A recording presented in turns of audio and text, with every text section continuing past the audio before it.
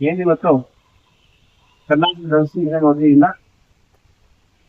ನಾವು ಇವತ್ತು inspection commission ಅವರನ್ನ ಭೇಟಿ ಮಾಡೋದು ಬಂದಿದ್ವಿ. ಕಾರಣ ಏನಪ್ಪ ಅಂದ್ರೆ ಕೋಲಾರ ಜಿಲ್ಲೆಯಲ್ಲಿ ಏನು 94ರಿಂದ ಇಲ್ಲಿವರೆಗೂ ಏನು ಅನುಕಂಪ ಅಂದ್ರೆ ಅಂಗವಿಕಲ ಕೋಟದಲ್ಲಿ ಏನು ಶಿಕ್ಷಕರು ಆಯ್ಕೆ ಆಗಿದ್ದಾರೆ ಅವರಲ್ಲಿ 30% 20% ಕೂಡ ಎಲಿಜಿಬಲ್ ಅಲ್ಲ ಅಂಗವಿಕಲರಿಗೆ. ಅಂತವ್ರಿಗೆಲ್ಲ ನೇಮಕಾತಿಯನ್ನು ಕೊಟ್ಟಿದ್ದಾರೆ. ಅದನ್ನು ತನಿಖೆ ಮಾಡ್ಬೇಕಂತ ಹೇಳ್ಬಿಟ್ಟು ನಾವು ಕಮಿಷನರ್ ಭೇಟಿ ಕೊಟ್ಟಿದ್ವಿ. ಹಿಂದೆ ಒಂದು ಕೂಡ ನಮ್ಮ ಇವರು ತಿಲೋಚಂದ್ರ ಮನೆ ಕೊಟ್ಟಿದ್ವಿ. ಈಗ ಉನ್ನತ ತನಿಖೆಯನ್ನು ಹಾಕ್ಬೇಕು. ಆ ತನಿಖೆ ಮಾಡೋವರೆಗೂ ಕೂಡ ಅದು ಉನ್ನತ ಮಟ್ಟದ ಸಿಸಿ ಮತ್ತೆ CS ಮತ್ತೆ ನಮ್ಮ ಸಂಘಟನೆ ವತಿಯಿಂದ ಮೆಡಿಕಲ್ ರಿಪೋರ್ಟ್ ಆಗ್ಬೇಕು ಅಂತ ನಾವು ಒತ್ತಾಯ ಮಾಡಿದೀವಿ. ಅದೇ ಕಮಿಷನರ್ ಸೂಕ್ತ ತಂಡವನ್ನು ರಚನೆ ಮಾಡ್ತಾರೆ ಅಂತ ಹೇಳ್ತಾರೆ.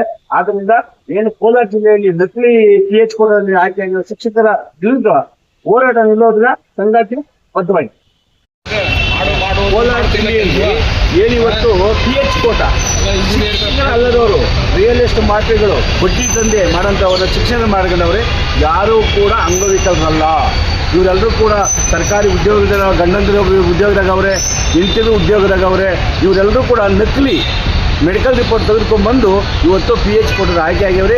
ಇವರ ವಿರುದ್ಧವಾಗಿ ಕೋಲಾರ ಜಿಲ್ಲಾಧಿಕಾರಿಗಳ ಕಚೇರಿ ಮುಂದೆ ನಾವು ಉಗ್ರ ಪ್ರತಿಭಟನೆ ಮಾಡಬೇಕಂತ ಕೇಳಿದಾಗ ಕಮಿಷನರು ಒಳ್ಳೆ ತಂಡನ ರಚನೆ ಮಾಡಿ ನಾನು ಸೂಕ್ತವಾದ ದಾಖಲೆ ತರಿಸ್ಕೊಳ್ತೀನಿ ಅಂತ ಹೇಳಿದರೆ ನಮ್ಮ ನೇತೃತ್ವದಲ್ಲಿ ಜಂಟಿ ಮೆಡಿಕಲ್ ರಿಪೋರ್ಟ್ ಆಗಬೇಕು ಅಂತ ಆಗ್ರಹಿಸಿದೆ. ಜಯಶ್ರೀ.